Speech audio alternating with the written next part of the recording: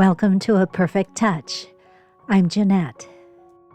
One of the most incredible discoveries in my costuming journey has been the amazing people I have met and the extraordinary experiences I have had.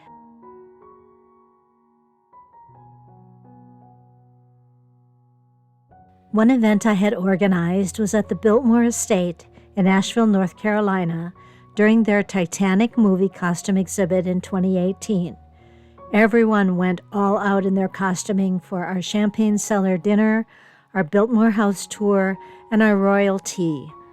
After the tea, Lynn gave a very special presentation of Titanic photos and memorabilia from her association with Ralph White, photographer during the discovery of the wreck of the Titanic in 1985.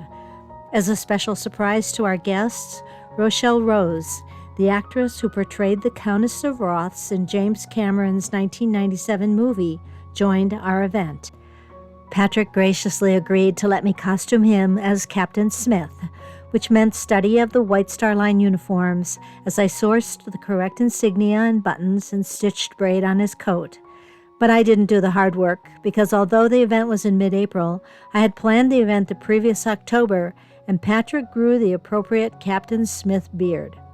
Patrick and Rochelle portrayed the captain and countess with ease, and the costumes commissioned for Rochelle were perfect. And I had a great time with the captain, and as his buddy Thelma, at the after party. As I prepared for that event, I read many books about the Titanic and the White Star Line. Both the White Star Line and Cunard were having serious financial difficulties due to the Great Depression. Work on Cunard's newest project, Hull 534, was stopped in 1931. In 1933, the British government agreed to provide assistance to the two competitors on the condition they merge. Hull 534 was completed, renamed, and the RMS Queen Mary sailed from 1936 to 1967. She was retired and is permanently moored at the port of Long Beach, California. I had the fantastic opportunity to spend a weekend aboard the Queen Mary during an Art Deco weekend. I toured, ate, danced, sang, had tea, and toured some more, all in costume.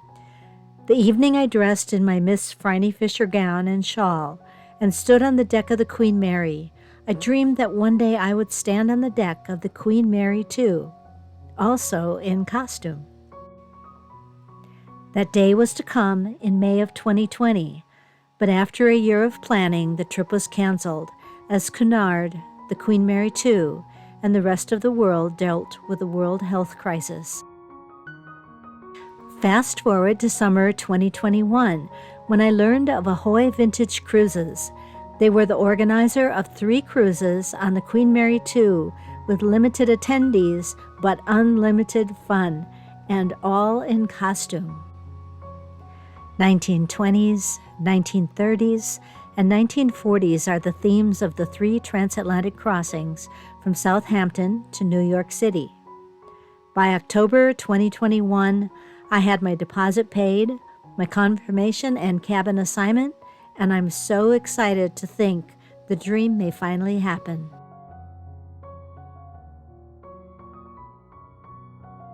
While costuming isn't required, I believe it will definitely add to my enjoyment of the vintage vibe.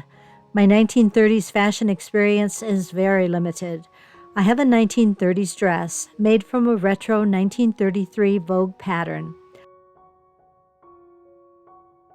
I also tested a great pattern and created a costume for a movie stars and moguls costume event.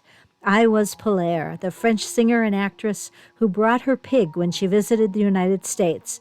The pig wore a diamond necklace. I would have liked Polaire, I believe. Knowing that the silhouette is so important for any fashion era, I did find a vintage camp corset and girdle for the 1930s silhouette. It is an engineering marvel, and it is very comfortable and holds everything exactly in place, including stockings. Seamed stockings, of course.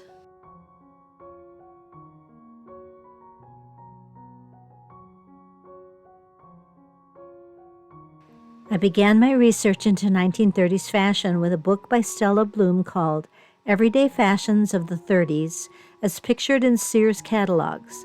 The book has reprints with dates. Day dresses, including knits, which were very popular. These are really cute. Evening gowns, so elegant. Hats and jewelry. I'm beginning to get a sense of the styles I like and am very inspired by this page. A younger me had a hobby which had my friends calling me Amelia. I think that style is very appropriate for the 1930s and for me. I find movies from the 1930s and study the fashion, but everything is in black and white, of course, which also becomes an inspiration. I will make my entire wardrobe in shades of black and white, with interesting patterns and textures, and for fun I'll use pops of bright red, especially the lipstick. This research has taken me into late November of 2021, and the sales are going to be starting. All my shopping will be online. I begin to review vintage pattern websites and choose those which will fit the style I'm searching for and my size. I make notes of recommended fabrics. I make a list and watch the sales closely. The holiday sales fairies are very kind to me, and not only do I find excellent patterns, but I find fabrics which carry me a long way toward the 1930s wardrobe.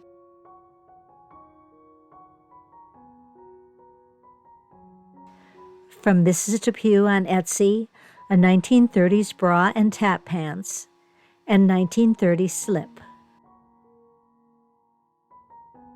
From the Historically Accurate Atelier on Etsy, another 1930s slip. All of these patterns are digital download, and I will print them at home.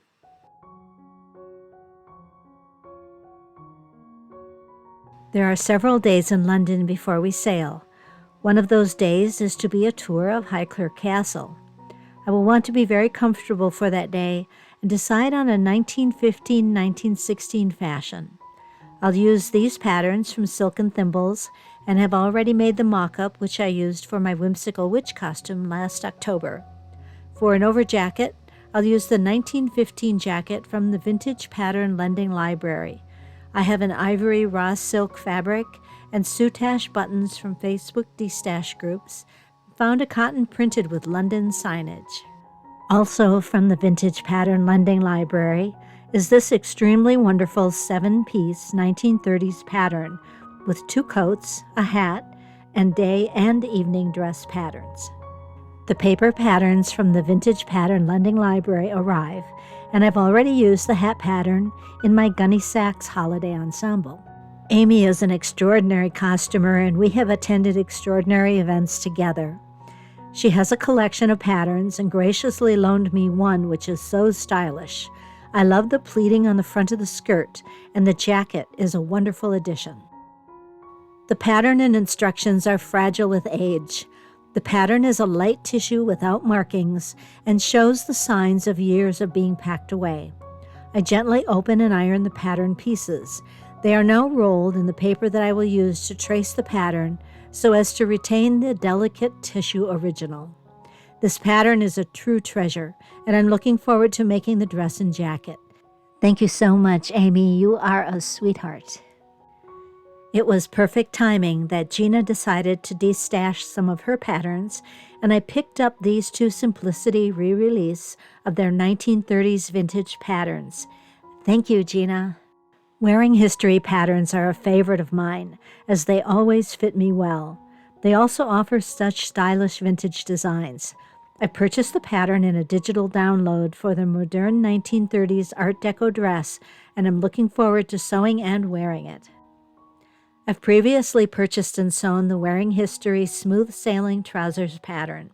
This will be a perfect piece to coordinate with other pieces in the wardrobe for a more casual day look or for the time in London prior to sailing. Very Katharine Hepburn. And speaking of Katharine Hepburn, I could not resist this pattern from Eva Dress.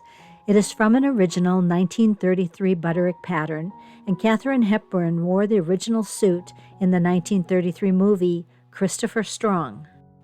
I purchased this as a paper pattern, and will be making a wearable mock-up for a stash swap and the release of the new Downton Abbey movie in May. And the pattern includes that amazing pleated hat. The last pattern I have for day wear is by Lady Marlowe on Etsy, who has some beautiful vintage patterns. This divided skirt will also be perfect for more casual days. Let's talk about accessories, those perfect touches. The patterns for accessories are a combination of Wearing History, Vintage Pattern Lending Library, Mrs. Depew, and Vogue, with hats, scarves, gauntlet gloves and gauntlet cuffs, purses and bags for both day and evening. There was a 1930s beauty that found me through Etsy, and it now resides in my home. This will also be worn with the new Downton Abbey movie costume. Shoes, shoes, shoes. There are some stylish and perfect shoes for a 1930s impression. Saint Savoy, Memory, Eris Allen, Modcloth, Remix, and American Duchess. None have made it to my house just yet, but they are in online carts waiting for that moment of weakness. I'm not one to dress flashy, but I think if there ever was a time in my life to do that, this crossing is the perfect time. This trip is truly a once-in-a-lifetime, and as I view patterns, I make informed and solid decisions with a single criteria: what gets my heart racing? There are 6 evenings, and I decide to go all out for fun and flash. The sleeved evening gown in the center of the 7-piece vintage pattern lending library packet is one that I envision in a black velvet. A Wearing History pattern from their Restovival offerings, the Manhattan evening dress. From Bright Young Things on Etsy, a 1935-36 evening dress with skirt, blouse, and waistcoat purchased in digital download for me to print at home. McCall 9009 dinner dress in a paper pattern. Yes, it was the sleeves that got me. And a dream gown from Everlasting Art Design on Etsy, a seller based in Latvia. A 1930s split-sleeve evening gown from a 1934 German sewing pattern magazine. The 2 paper patterns from international sellers arrive on the same day. The crossing is 7 days and 6 nights, and you're right, that's only 5 evening gowns, because I have to save something for a surprise. As I mentioned before, my colors will be limited to shades of black and white, creating opportunities for mix and match and wearability of the day wear when I return home. In my research of vintage fabrics, I discovered rayon. Rayon is a great traveling fabric and a great choice for this era. It is a semi-synthetic fiber made from natural sources such as wood and agricultural products, but chemically treated. While rayon was invented in 1846 and manufactured in the United States since 1911, it was called artificial silk until 1924 and a less expensive alternative to silk. Some of the rayon fabrics I find during the November sales include a solid black and the pattern very popular in the 1930s, polka dots. A Glen plaid was on sale, and the perfect amount to make Amy's pattern. It will pleat beautifully for the front of the skirt. In a customer's D-stash group, I find a gray silk matka and have the right amount for the Wearing History modern Art Deco dress. This herringbone is fabulous, was the right price, and I'm so inspired by the details that can be added to this classic pattern. There was just a bit of this fabric in an estate clearance on Etsy, and I believe it will make some wonderful accessories. This fabric was a bonus from a seller when I bought yardage for another project. It is exactly what I need for the Bright Young Things blouse. Paired with a luscious black fabric for the skirt and waistcoat and pearl accessories, I think this evening ensemble will be fun to wear. Inspired by Ginger's gown, I found a sequin gradient fabric, and it has the perfect weight for a flashy evening gown. And as you saw before, The 1915 jacket for the Highclere Castle Tour Day is a London signage cotton and ivory raw silk and soutache buttons from a D-Stash group. There are other vintage buttons from costumers' D-Stash groups and some from Etsy. Etsy also offered a vintage 1930s rhinestone buckle, which is a perfect match to some buttons left from a previous project and destined for the wearing history Manhattan dress. Or maybe the McCall's 9009. Or maybe... Everything was arriving around the same time, and now is ready for me to sew mock-ups. Although I feel good about my plan and the savings I realized by shopping over the holiday sale season, there are still 4 fabrics I don't have: a white silk satin, a black midweight satin, a black velvet, and an all-season black wool. I don't want to purchase those fabrics online, as I want to feel them in person. I'll be attending a seminar in the summer and will be driving through a wonderful fabric and trim mecca all about fabrics on my way to the seminar. They are a wholesaler, but open to the public 1 weekend a month. Their buildings are connected and everything is under roof. They usually have an entire area dedicated to 25,000 yards of remnants, and you can find me there. Thank you for watching, and I hope you enjoyed this video. If you aren't subscribed to my channel, please do. I'll be creating separate videos for each part of this project. They won't be in any particular order, and I will still have my usual whim-directed Victorian, Edwardian, 18th century, Regency, and fantasy projects that make up my costume journey. Until later.